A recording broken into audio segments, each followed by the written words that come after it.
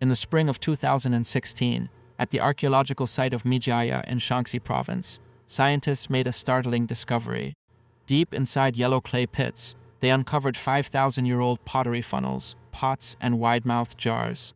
When these vessels were taken to a laboratory and examined under a microscope, researchers found a yellowish, powdery residue clinging to the clay. The microscopic analysis revealed starch grains and tiny mineralized plant tissues called phytoliths. They belonged to barley, broomcorn millet, Job's tears, and various tubers. More importantly, many of the starch grains showed distinct damage. They were distorted, swollen, and partially hollowed out. This specific pattern of damage does not happen by accident. It is the signature footprint of malting and mashing. It was, without a doubt, a recipe for beer. 5,000 years ago, the inhabitants of the Yellow River Valley were malting grains, heating them in water, and fermenting the sweet liquid to brew beer. This was centuries before the first Chinese dynasties arose, and around the same time that ancient Egyptians were building their early mastaba tombs.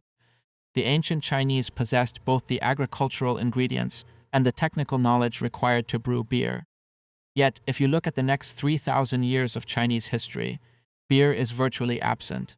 When European traders and diplomats arrived in the region during the Ming and Qing dynasties, they found a vast civilization that drank tea for hydration and warm, potent grain wines for celebration.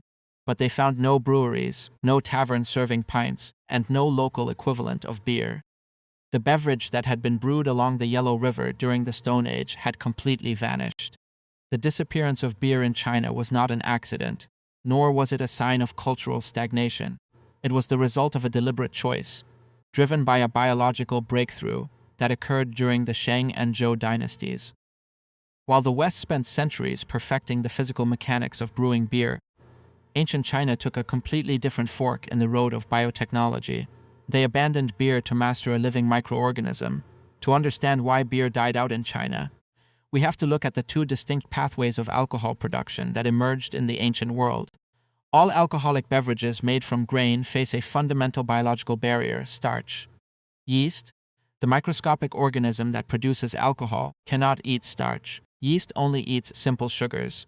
Therefore, to turn grain into alcohol, a brewer must first find a way to chop up the long, complex chains of starch molecules into simple, fermentable sugars. In the West, civilizations solved this problem through a process called malting. They soaked grains of barley or wheat in water, tricking the seed into thinking it was time to grow. As the grain germinated, it naturally produced enzymes, specifically amylase, to break down its own starch reserves into sugars to feed the growing sprout. The brewers then heated the grains to stop the growth, ground them up, and mixed them with hot water. The activated enzymes turned the mash into a sweet liquid called wort, which was then boiled and fermented with yeast. This is the exact process used to make beer today. In Mesopotamia, Egypt, and later throughout Europe, beer became a cornerstone of society. It was liquid bread, a safe source of hydration and daily calories for everyone from peasant laborers to kings. For a time, ancient China followed a very similar path. During the Shang and Zhou dynasties, the Chinese brewed a drink called li. Ancient texts describe li as a sweet, low-alcohol beverage made from sprouted millet or rice. It was, in essence, a prehistoric beer. But alongside li, ancient Chinese brewers developed a second, much stronger drink called Zhou. Unlike the sweet, watery li, Zhou was highly aromatic, potent, and complex. For centuries, these two beverages existed side by side. But by the time of the Han Dynasty, around 2,000 years ago, the sprouted grain li had almost completely disappeared from historical records. It was replaced entirely by Zhou. The catalyst for this shift was the invention of Qiu, often translated as a fermentation starter or beer brick, is a dense block of dried grain culture. It represents one of humanity's earliest and most sophisticated achievements in biotechnology. To create Qiu, ancient Chinese brewers gathered raw or cooked grains, such as wheat, barley, or rice, and pressed them into compact bricks. They then stored these bricks in warm, humid rooms, allowing wild molds, yeasts, and bacteria from the environment to colonize the grain.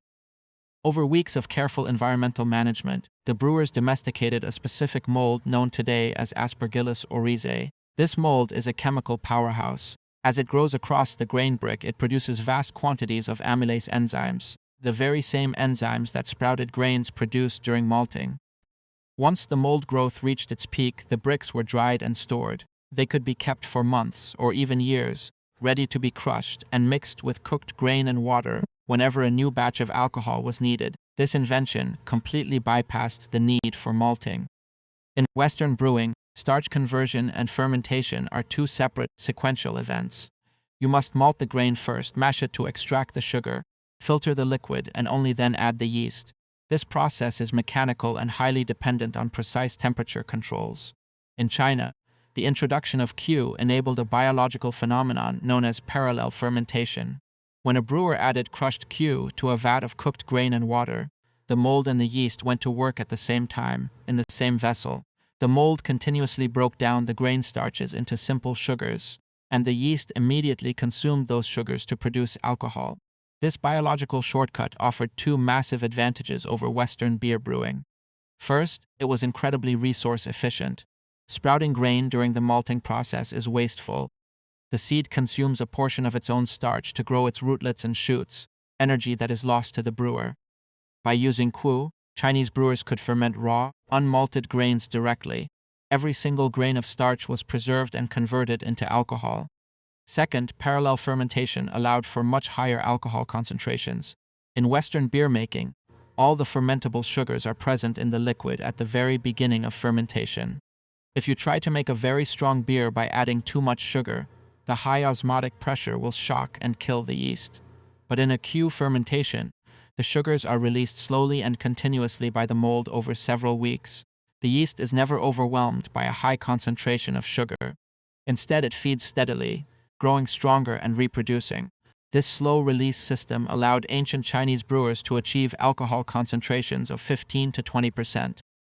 Western beers of the same era rarely exceeded 5% alcohol. Geography and climate played a decisive role in this technological divergence. The warm, humid river valleys of East Asia were an ideal environment for wild molds to thrive. It was relatively easy for Chinese farmers to notice mold growing on wet grain and eventually learn to cultivate it. Europe, by contrast, had a cooler, drier climate. In those northern latitudes, wild molds were harder to find and cultivate, while wild yeasts and grains like barley were abundant. European brewers were forced to rely on the physical chemistry of temperature and water, while Chinese brewers harnessed the biology of domesticated fungi. The West built kettles, boilers, and mash tuns. The East cultivated microscopic forests on blocks of grain. Yet, technology and biology only tell half the story. The ultimate demise of beer in China was driven by the cultural values of the ruling elite and the economic interests of the state. In ancient China, alcohol was not just a beverage for socialization or hydration. It was a sacred substance used to communicate with the spirit world. During the Shang dynasty, the king and his nobles held lavish ceremonies, where they offered food and drink to their ancestors. They believed that the ancestors had the power to grant good harvests, military victories, or bring down curses upon the kingdom.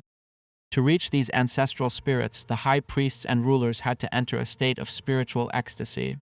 High-strength, aromatic alcohol was the primary tool used to achieve this state. The steam and rich aroma rising from warm dew were believed to ascend to the heavens, carrying the prayers of the living to the dead.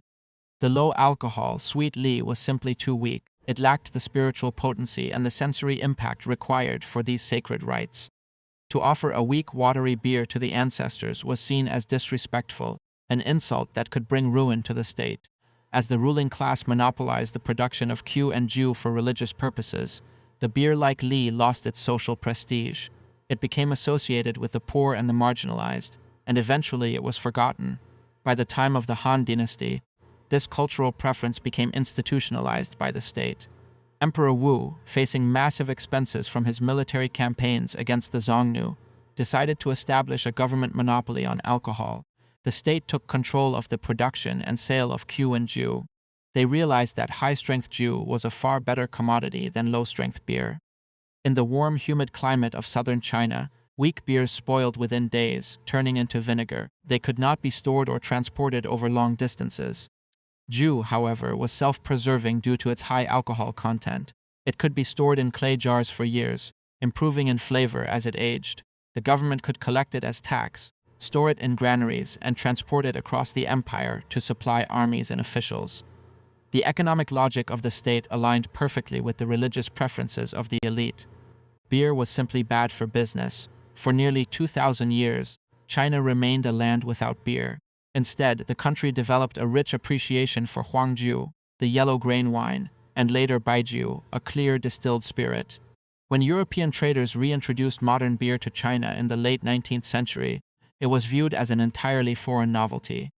Today, China is the largest beer market in the world, but the beer drunk there is a modern Western import, not a continuation of the ancient recipe found in the clay pots of Mijaya. The history of why ancient China did not develop beer is not a story of a civilization falling behind. It is the story of a civilization that solved the problem of fermentation in a far more elegant biological way. While the West perfected the physical chemistry of the malt house, China pioneered the microbiology of the fermentation starter. When we look at a bottle of beer and a bottle of rice wine today, we are looking at two different answers to the exact same biological question, formulated thousands of years ago and preserved in every drop.